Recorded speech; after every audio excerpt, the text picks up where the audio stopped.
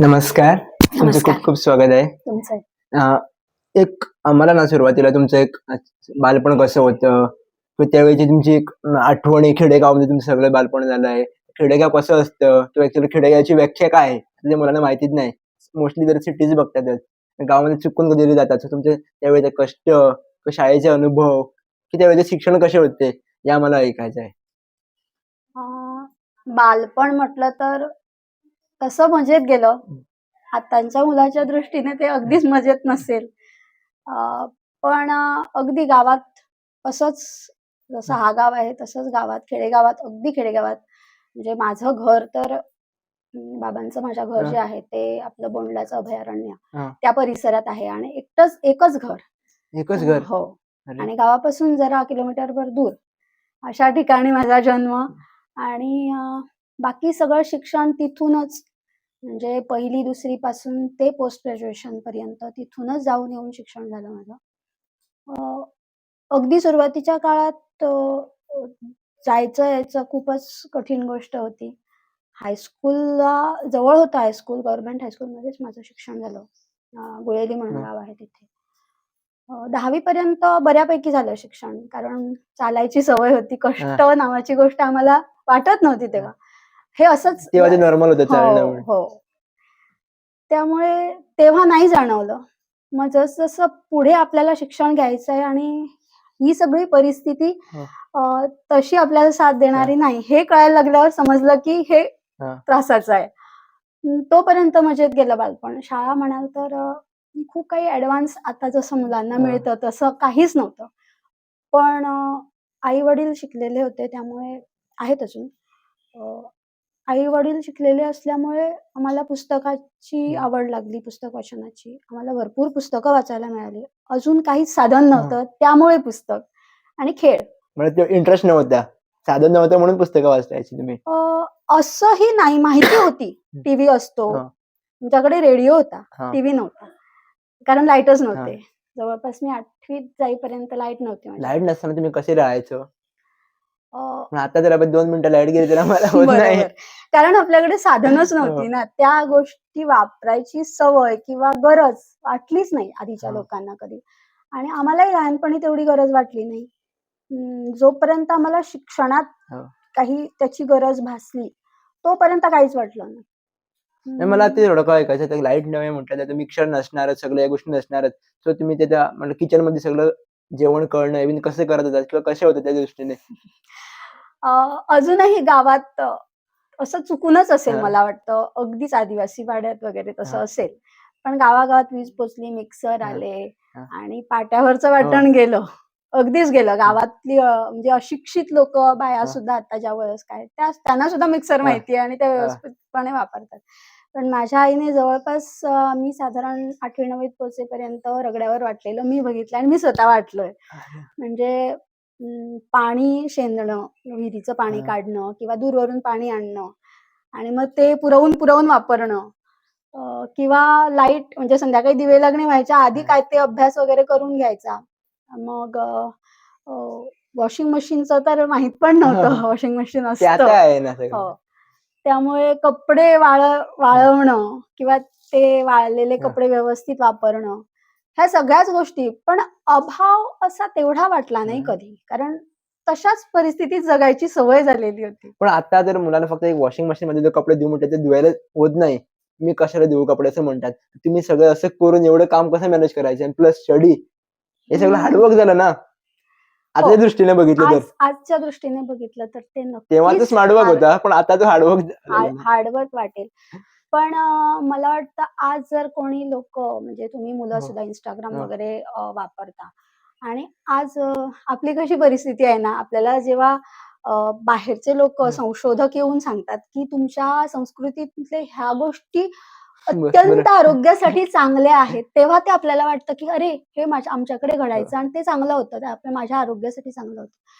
त्या गोष्टी इथले लोकं आपली संस्कृती किंवा अ, आपलं हो. राहणीमान म्हणून करायचे आणि आम्हाला त्या गोष्टी करायला मिळाल्या. त्यामुळे आज जे मिळतंय त्याच्याकडे बघण्याचा दृष्टिकोन वेगळा आहे आणि मुलांचं काय झालंय, की लहानपणी जन्माला येतानाच मुलं फॅनखाली जन्माला आली कानावर त्यांच्या डोळ्यासमोर मोबाईल आणि कानावर टीव्हीतली किंवा मोबाईल मधली गाणी. त्यामुळे त्यांना रेडिओ माहित नाही. कपडे खाली उतरले की आई किंवा कामवाली बाई मशीनमध्ये टाकते आणि ते सुकवून इस्त्री करून हातात मिळतात. त्यामुळे त्याच्या मागचे कष्ट असं जर असेल तर तेही माहिती नाही. पण आधी ते काहीच नव्हतं. त्यावेळची जेवणाची पद्धत आणि आता कशाने मला ऍक्च्युली बदल कशासाठी झाला आणि ऍक्च्युली काय करत होते की तेच जेवण इम्पॉर्टंट होतं किंवा त्यावेळेचं जेवण खूप म्हणजे ते म्हणतात ना, आता मी मुद्दाम म्हणतो की हे फॉलो करायला पाहिजे रुटीन मध्ये. तुम्ही ते नेहमी करायचे. सो कशासाठी म्हणजे का असं असावं? अ, अगदी हां. प्रामाणिकपणे सांगायचं झालं, तर आमच्या लहानपणी आम्हाला बिस्किट जेव्हा दिसायचं त्यांना वाटायचं काय आयुष्य आहे ते वाटायचं मला. काय आयुष्य आहे लोकांची बिस्किटं, चॉकलेटं वगैरे खातात. आम्हाला मिळायची हं, चॉकलेटं. माझे बाबा हं, सर्व्हिस करायचे आधी.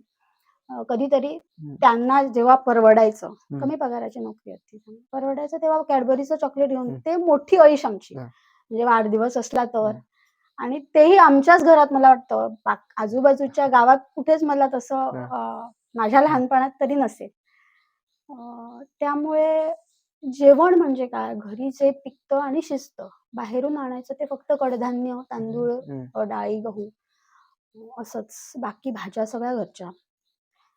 लहानपणी कटकट वाटायची. आम्हालाही वाटायची. हे हं, काय रोजचंच तेच हं. खायचं. पण ते खायचं, ते पचायचं आणि त्याचीच शक्ती आजपर्यंत पुरली आहे मला. म्हणजे आम्हाला हां. सगळ्यांनाच आमच्या पिढीला. अ, आणि आज ते मुद्दाम खा असं सांगावं लागतं. त्यावेळची ती गरज होती किंवा त्यावेळी तेच मिळायचं. हं.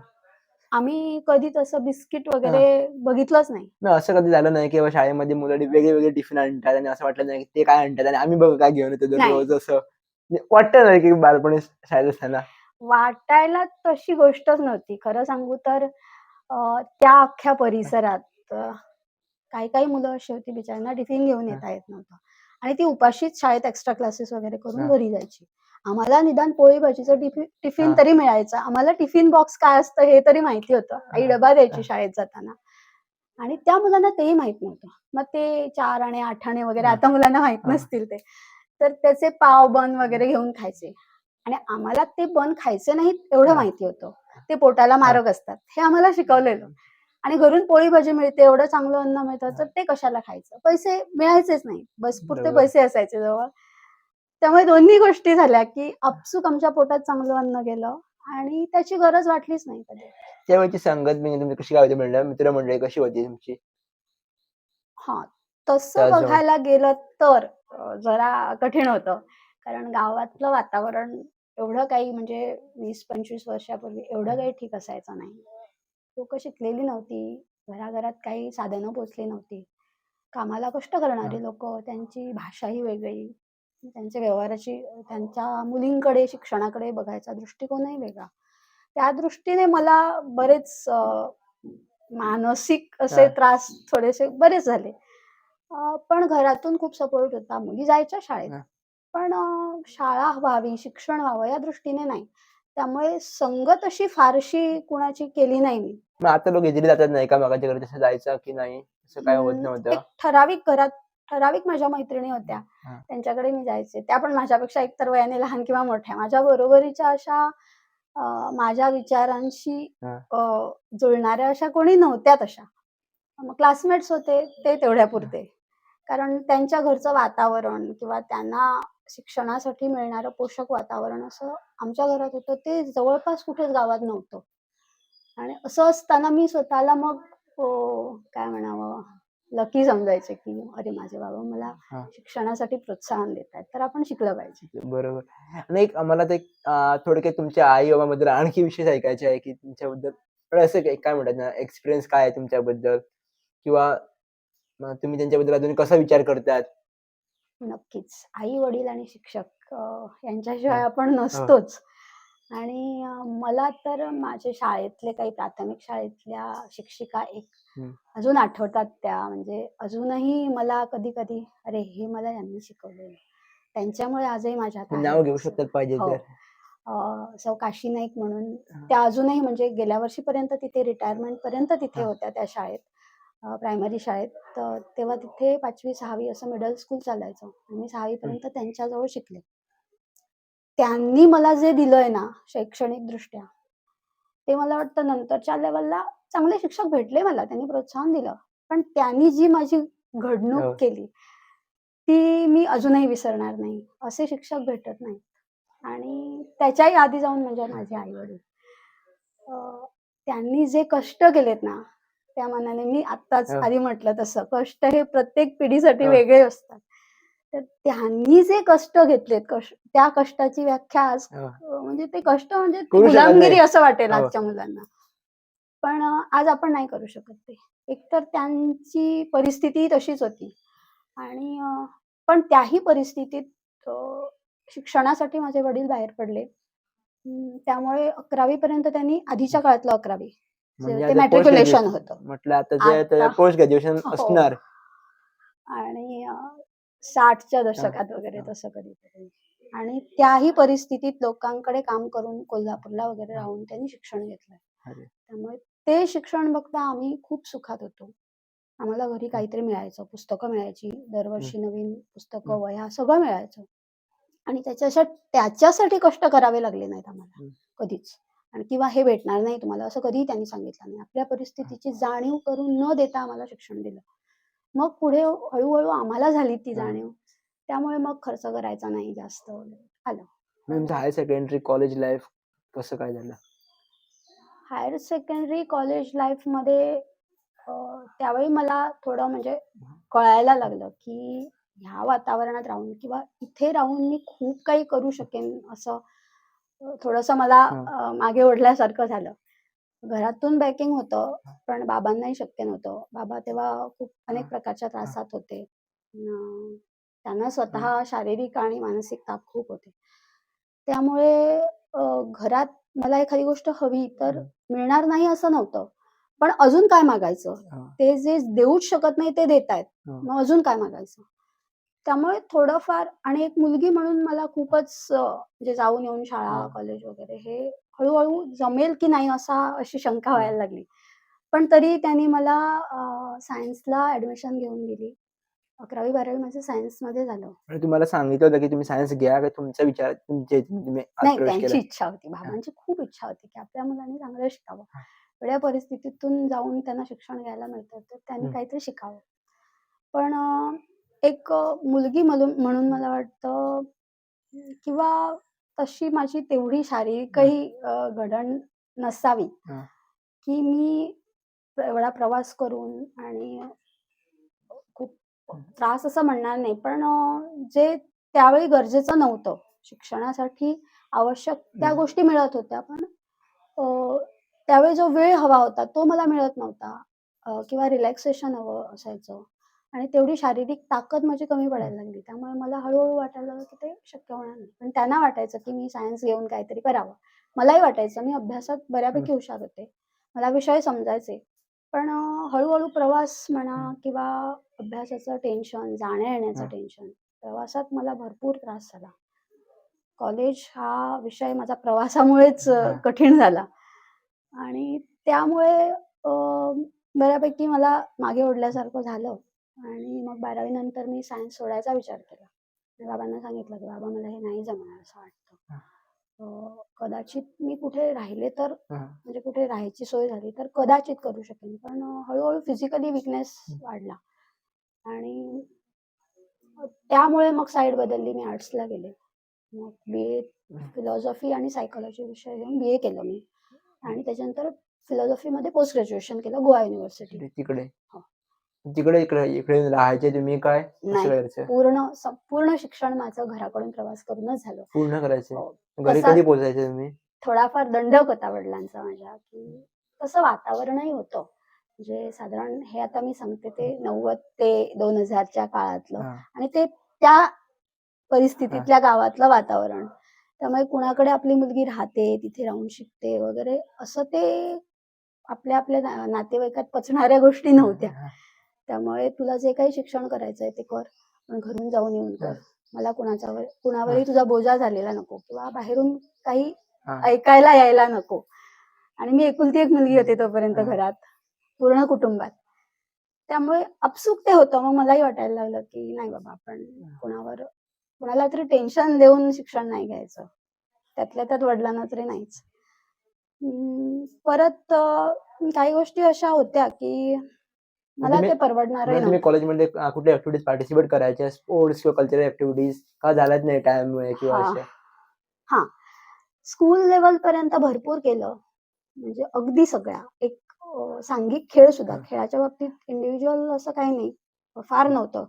कारण मी तशी लहानपणापासून हां, नाजूक होते. हां, अ, नाजूक नाही म्हणता हां, येणार, पण एवढं काही हां, खेळामध्ये माझं नव्हतं. हां, इंटरेस्ट होता, पण कधी तसा विशेष खेळ जमला नाही मला. पण सांघिक खेळात भाग घ्यायचे मी. कुठल्याही ॲक्टिव्हिटीत कधीही मी भाग घेतला नाही, असं झालं नाही. गाणं किंवा शाळेचं हां, गॅदरिंग, इलोक्युशन कॉम्पिटिशन, एसे रायटिंग या सगळ्यात म्हणजे स्पेलिंग बीमध्ये हां, अगदी स्टेट लेव्हलपर्यंत सुद्धा मी हां, पार्टिसिपेट झाले.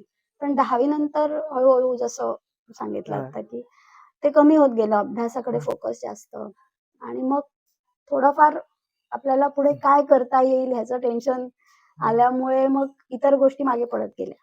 आणि नंतर एक विचारायचं म्हणजे तुमचं लग्न झाल्यानंतर तुमचा प्रवास कसा काय झाला किंवा लाईफ कशी चेंज झाली? अ, लग्न झाल्यानंतर सगळ्यांचंच हां, आयुष्य बदलतं. पोस्ट ग्रॅज्युएशन माझं साधारण 2004 हं, मी फिलॉसॉफीमध्ये पोस्ट ग्रॅज्युएट होते.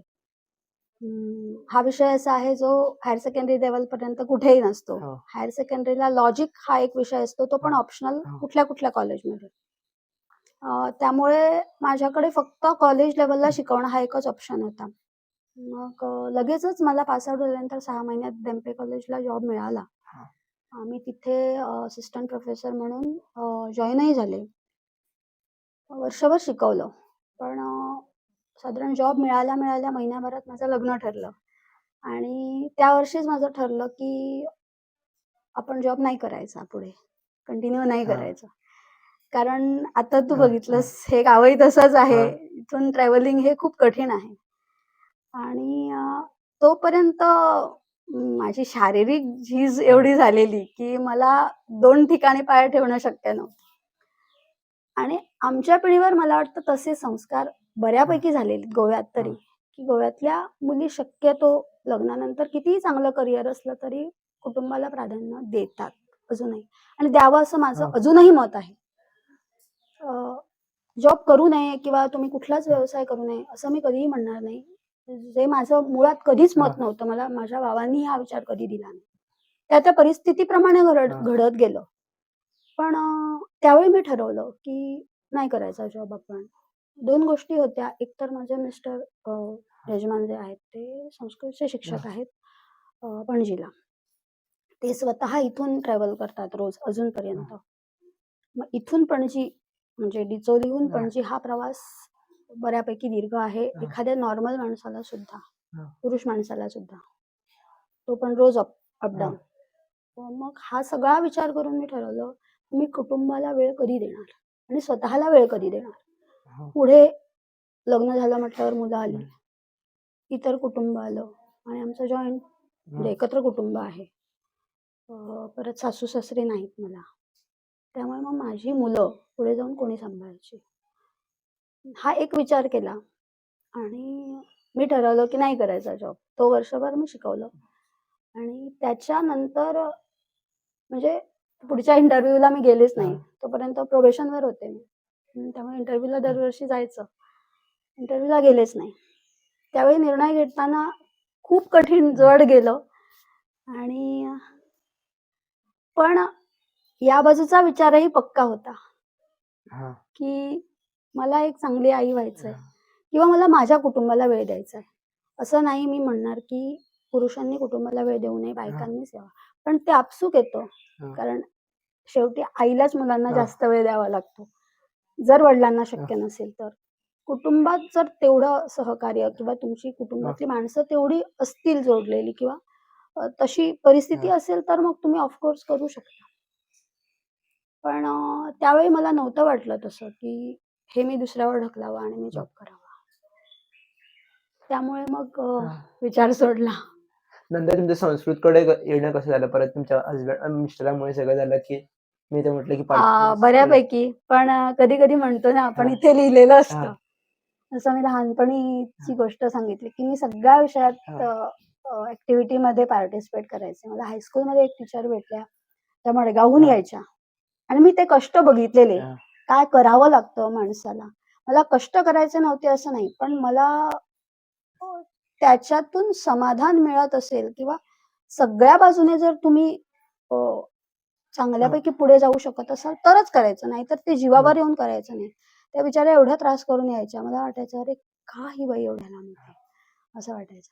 पण त्या आम्हाला घेऊन मडगावला भगवद्गीतेच्या स्पर्धेसाठी जायच्या. हा. त्यांची खूप तारांबळ व्हायची.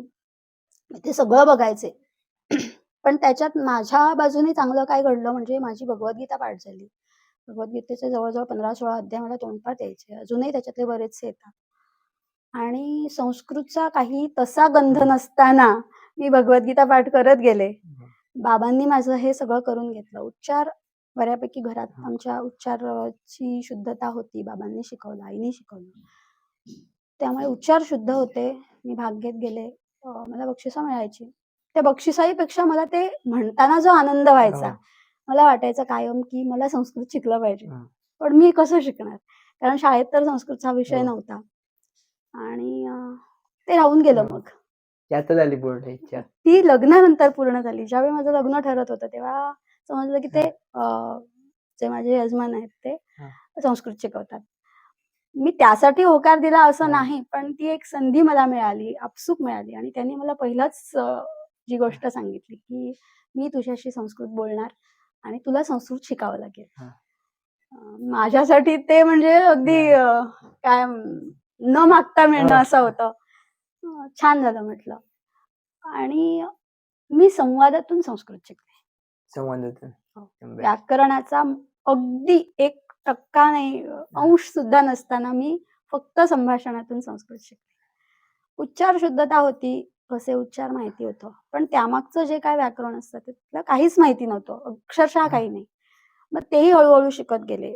घरीच असायचे त्यामुळे बऱ्यापैकी ते वाचनात आलं, पुस्तकं होती. आणि संवादातून फक्त संवादच शिकत गेले. म्हणजे कसा प्रयोग करायचा एवढंच शिकत गेले. मग हळू जरा मुलं मोठी झाल्यावर कुठे वर्गांना जा, त्यांच्याबरोबरच जायचं वर्गांना. संस्कृत भारती म्हणून जी संस्था आहे, त्याच्यातर्फे वेगवेगळे वर्ग असतात. कुठे-कुठे निवासी वर्ग असतात. मग तिथे जायला मिळालं तर जायचं. सगळं मुलांना सगळं सांभाळून ते करायचं. असं होता मग ते हळू कळत गेलं, की हे बाबा असं आहे, असं आहे, याच्यामध्ये एवढं व्याकरण आहे. पण तरी असं पद्धतशीरपणे शिकणं तेवढं असं जमलं नाही मला कधी, कारण संसारात अनेक गोष्टी असतात. ते शिकणं इम्पॉर्टंट आहे ना, पद्धतशीर आणि हे सांभाळता नाही जमलं. पण ते जे काय मिळालं मला ना, तेच माझ्यासाठी खूप आहे असं मला खूप म्हणजे मी एवढी तोडली गेलेली होते या सगळ्या गोष्टीपासून. म्हणजे बाहेरच्या जगापासून तसं गाव तोडलेलंच आहे, अजूनही आहे. तर त्याच्यात मला जे मिळालं ते खूप आहे मला. तर ते तसं माझं संस्कृतचं शिक्षण झालं. म्हणजे मी संस्कृतमध्ये कोणी पंडित आहे, पदवी आहे मला, असं काहीही आजपर्यंत नाही. त्यातील पदवीची गरज नाही, पण ऍक्च्युअली शिकतो प्रॅक्टिकली ते खूप इम्पॉर्टंट आहे. हो, अगदीच. आणि मी त्या पद्धतीतून शिकले याचा मला आनंद आहे खूप. म्हणजे जसं एक लहान मूल आईकडून बोलायला शिकतं, चांगली भाषा वापरायला शिकतं, तसं मी एका चांगल्या माणसाकडून म्हणजे संस्कृत ज्याचं व्यवस्थित चांगलं आहे, ज्याला संस्कृतचा पूर्ण बेस आहे, अशा माणसाकडून मी संस्कृत शिकले. त्यामुळे मला पुढे काही खूप मी त्याच्यातलं जरी शिकले नसले, तरी मला अशा पद्धतीने संस्कृत बोलता येतं, ह्याचा मला खूप आनंद आहे. आणखी एक तुम्ही पाहिजे तर सांगू शकता, जे तुम्ही आजारी होतात, त्याच्याबद्दल तुम्ही पाहिजे तर डिस्क्राईब म्हणजे सांगू शकतात किंवा तुम्ही कसं काय झालं, त्यावेळी तुम्ही कसं सांभाळून घेतलं तुम्हाला किंवा कुटुंबाने तुम्हाला कसं सहकार्य केलं? हो. तसं बघायला गेलं तर म्हणजे खूप लोकांना असं वाटतं ना, की आपण आजारी पडलो तर कोणीतरी आपली कीव करावी वगैरे असं. पण मी जसं आधी म्हटलं, की लहानपणापासून एक तो वीकनेस माझ्यात डेव्हलप होत गेला म्हणजे वाढत गेला. अ, खूप प्रवास, अभ्यासाचा ताण वगैरे या गोष्टी आजही मुलांना असतात आणि त्याचे परिणाम आपण बघतो. पण तेव्हा वेगळ्या प्रकारचा जो ताण मी कॅरी केला असं म्हणतो आपण. तो दोन्ही बाजूनी होता, शारीरिक आणि मानसिक. तर तो कुठेतरी त्याचं निवारण मला करायला जमलं नाही. आणि ही मला सवय लागली आहे, लहानपणापासून मला लावली आहे सवय. हं. आपण एखादी गोष्ट ना दुसऱ्यावर ढकलून देतो. एखादी गोष्ट घडली आपल्या बाबतीत, की ह्याच्यामुळे घडलं, त्याच्यामुळे. अजूनही मी हो. नॉर्मल एक माणूस म्हणून मला हं. कधी-कधी वाटतं. पण जेव्हा आपण विचार करतो ना, तेव्हा लक्षात येतं, की एकतर ते आपल्या नशिबात, आपण ज्याला नशीब म्हणतो हो. किंवा आपलं प्रारब्ध जे काय असेल त्याच्यात असतं ते. कुठेतरी तुम्हाला तुमच्यात ते अगदी लहानपणापासून वाढत आलेलं असतं. त्यामुळे काही गोष्टी घडतात. तसं शारीरिक वीकनेस वाढत गेला आणि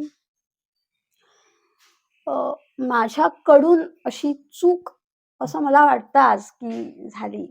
मी जे स्वतःला अ, बाजूला केलं बाहेरच्या जगापासून, जे कॉलेज आणि पोस्ट ग्रॅज्युएशन लेव्हलपर्यंत किंवा नंतर वर्षभर नोकरी करेपर्यंत मी जी बाहेर वावरत होते, त्यामुळे फिजिकली जरी मी कमी हं. मागं पडत असले कुठेतरी, तरी सामाजिक वातावरणात मी मिसळल्यामुळे मला एक थोडाफार जे असिस्टन्स मिळायचं किंवा आपण जेव्हा समाजात वावरतो ना, अ, तेव्हा लोकांकडून आपल्याला चांगल्या वाईट काहीही प्रतिक्रिया येतात. हं. पण आपण लोकात वावरतो, त्यामुळे आपण सतत फ्रेश राहतो.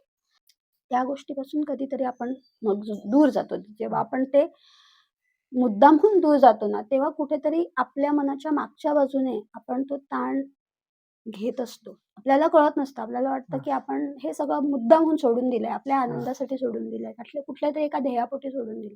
पण ते तसं नसतं. हे आज मी अनुभवते. हं. गोष्ट मी करायला हवी होती किंवा जी गोष्ट माझ्याकडून घडली नाही, ती म्हणजे जरी मी माझा जॉब सोडला, तरी काही गोष्टी सामाजिक अशा माझ्याकडे अनेक गोष्टी होत्या, ज्या मी वापरून मी समाजात जात राहिले असते. तर कदाचित माझ्यावर तेवढा मानसिक ताण जो वाढतो ना आपल्या मनावर, तो वाढत राहिला नसता. आणि कदाचित असं मला वाटतं, की फिजिकल कंडिशनपेक्षा आपल्यावर मानसिक ताण जे असतात ना, ते आपल्या शरीराला खूप त्रास देतात. आणि त्याचं रूपांतर मला जो 2018 मध्ये हं. डिटेक्ट झाला.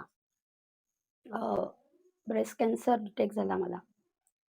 त्याचा तो परिणाम होता. कारण लहानपणापासून जसं मी म्हटलं, की हं. अन्नात काही भेसळ नाही. बरं, मुलगी असल्यामुळे किंवा हं. बाहेरच्या जगाशी जास्त संपर्कच नसल्यामुळे इतर पदार्थ खाणे वगैरे किंवा अन्य ज्या गोष्टी जबाबदार धरल्या जातात कॅन्सरसाठी, त्याही नाहीत. बरं, पूर्ण वेळ आई असल्यामुळे मुलांना जे हं. मिळायला हवं ते सगळं माझ्याकडून मिळत गेलं. म्हणजे जॉब करणाऱ्या आया हं. असतात, त्या मुलांना तेवढं टाईम देऊ शकत नाही वेळ किंवा देऊ सगळं शकत नाही. तेही सगळं माझ्याकडून झालं. मग ज्या गोष्टी घडायला नको होत्या, त्या म्हणजे मानसिक. हं. आणि ती जी गोष्ट मी माझ्या हं. अ, काय मनाच्या मागं हं.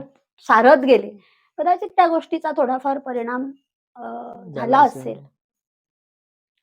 तो ज्या क्षणी मला डिटेक्ट झाला किंवा ज्यावेळी मला वाटलं, की मला काहीतरी हे हं. झालंय.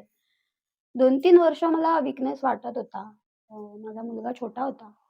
4 वर्षाचा होता जेव्हा मला डिटेक्ट झाला. त्याच्या जन्मानंतर मला हळू-हळू वीकनेस वाटत होता. पण घरीच असल्यामुळे मग ते आपण कोप अप हं. करून घेऊ. आणि 18 मध्ये जेव्हा डिटेक्ट हं. झाला, अ, तेव्हा तो एकच क्षण असा होता, की अ, तेही कसं झालं, की म्हणजे मी जेव्हा मला लक्षात यायला हं. लागलं, की काहीतरी वेगळं आपल्या शरीरात घडतंय.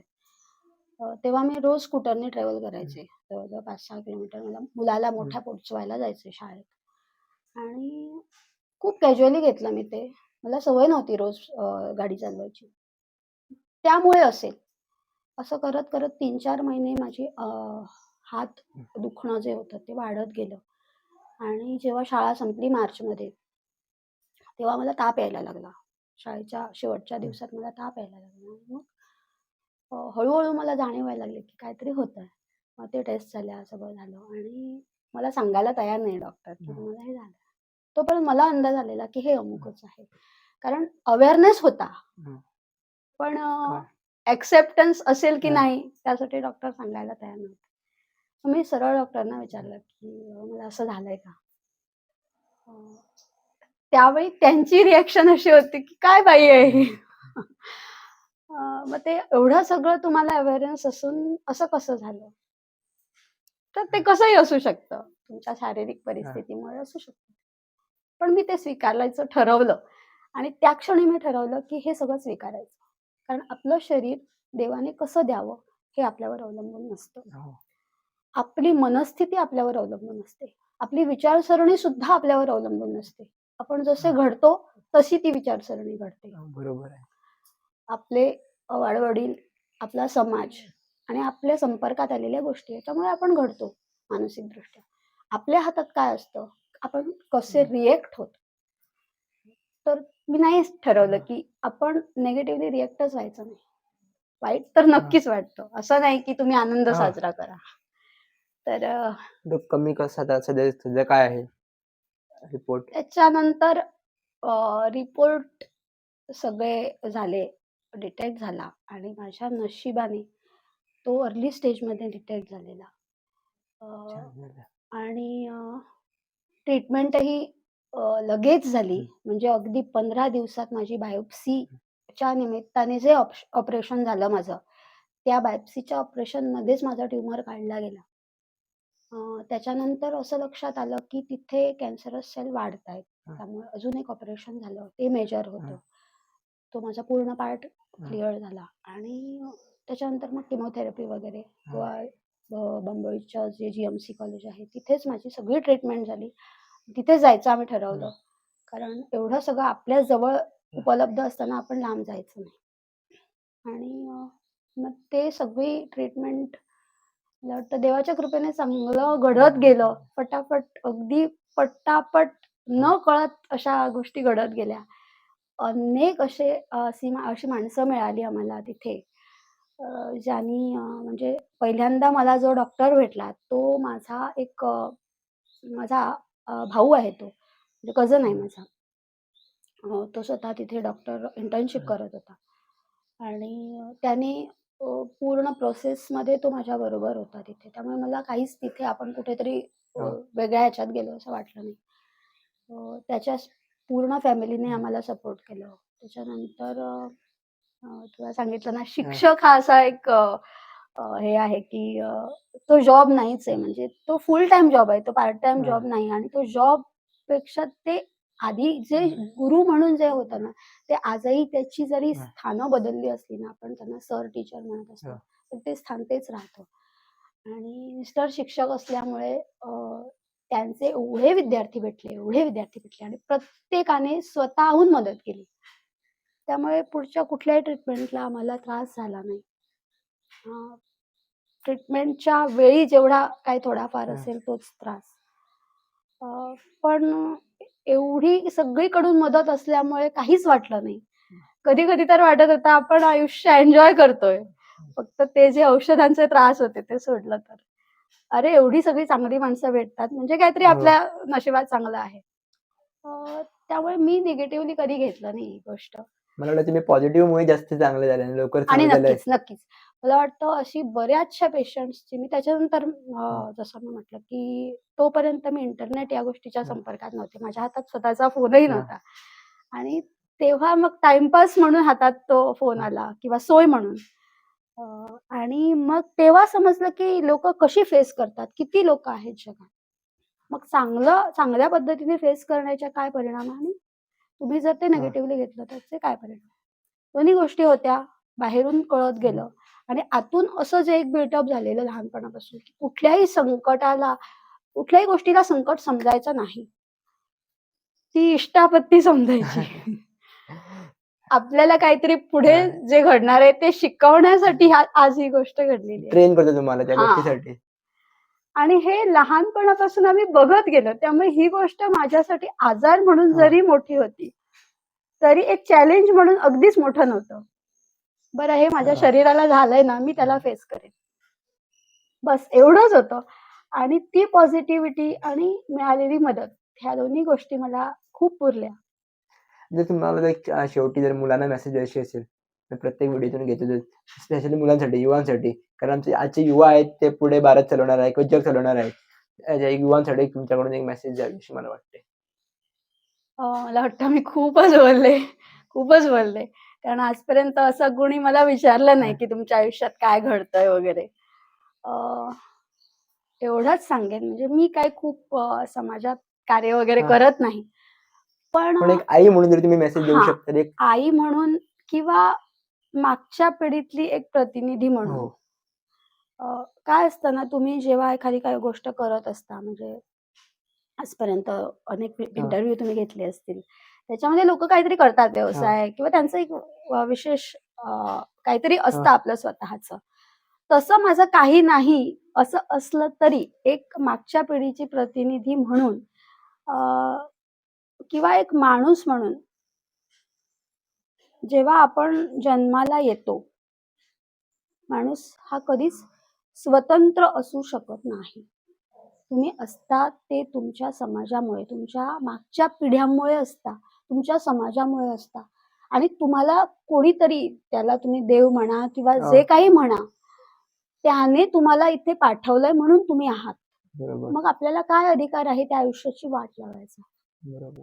आज जी मुलं भरकटतात किंवा चुकीच्या वाटेला जातात किंवा मागच्या पिढ्यांचा जो आपल्याकडे थोडाफार त्यांच्याकडे बघण्याचा जो निगेटिव्ह दृष्टिकोन आहे, तुम्ही आम्हाला काय दिलं? तुम्ही हां, आम्हाला स्वातंत्र्य नाही दिलं. ह्या ज्या काही गोष्टी आपण म्हणतो किंवा समोर संकट आलं की लगेच द्या सोडून. किंवा मग अगदीच दुसऱ्या कुठल्यातरी वाटेनं जा. ज्याच्यामध्ये 4 लोकं तुम्हाला हां. बरोबर येणार नाहीत तुमच्या, तुमचा विरोधच होईल. असं काहीतरी होताना तुम्ही हा विचार करता का? मी या जगात कधीही स्वतंत्र असू शकत नाही. माणूस जेव्हा येतो, त्याला स्वातंत्र्य मिळतं कधी? जेव्हा तो ह्या सगळ्या गोष्टींचा विचार करून मी समाजात कसं वावरलं पाहिजे ह्याचा जेव्हा पुरेपूर वापर करतो या गोष्टींचा. तेव्हा तुम्हाला संकटं येतील, पण त्यासाठी त्यांना तोंड द्यायला तुम्हाला कुठून ना कुठून तरी साथ मिळेल. जर तुम्ही ह्या मिळालेल्या साथीचा विचारच नाही केला, त्याच्यात दिसणाऱ्या निगेटिव्हिटी जर बघत राहिलात, तर मग आयुष्यात कुणाच्याच कधीही काही घडत नाही. बरोबर. तुमच्या जर्नीतनं मला खूप काही शिकायला भेटलं आणि मला असं वाटतं, की जे तुम्ही कष्ट भोगलाय ते आणि कोणी भोगले नसेलच. माझ्या आयुष्याप्रमाणे हे पॉझिटिव्हिटीने तुम्ही सगळं बघितलं आहे. तुमचं आयुष्य हां. अ, त्याच्यामुळे खूप असे लाईफ एक्सपिरियन्स मी शिकलो स्पेशली आणि असं वाटतं, की आता एकदम शांत कसं झालोय मी. काय बोलू नये कसं झालंय. तुमची जर्नी असं खूप नाही की बऱ्यापैकी म्हणजे या मागच्या हो. पिढीत अ, अशा अनेक जण असतील, ज्यांना ह्या सगळ्या हां, गोष्टी या सगळ्या हां. गोष्टींना तोंड द्यावं लागलं. पण त्याच्यातल्या जवळपास मला वाटतं 80-90% माणसांना त्याच्याबद्दलची जाणीव नाही किंवा ते व्यक्त करता येत नाही. पण आमच्या पिढीत हे कायम घडलंय. हं. पण त्या माणसांना तुम्ही बघा, ती शून्यातून वर आलेली माणसं आहेत. बरोबर. आज एकच अपयश मिळालं म्हणून जे आपण सोडून देतो ना, त्याच्यापेक्षा मागची पिढी ही नक्कीच स्ट्राँग होती. त्यामुळे त्या पिढीला आपण दुर्लक्षित करून चालणार नाही. त्यांच्यामुळे आपण आहोत हे हां, प्रत्येक पिढीने लक्षात ठेवायला हवं. हां, बरोबर. धन्यवाद. धन्यवाद. तुम्ही इथे आलात आणि एका सामान्य गृहिणीबरोबर तुम्ही एवढ्या सामान्य नाहीच आहात. गप्पा मारल्यात त्याबद्दल तुमचे धन्यवाद.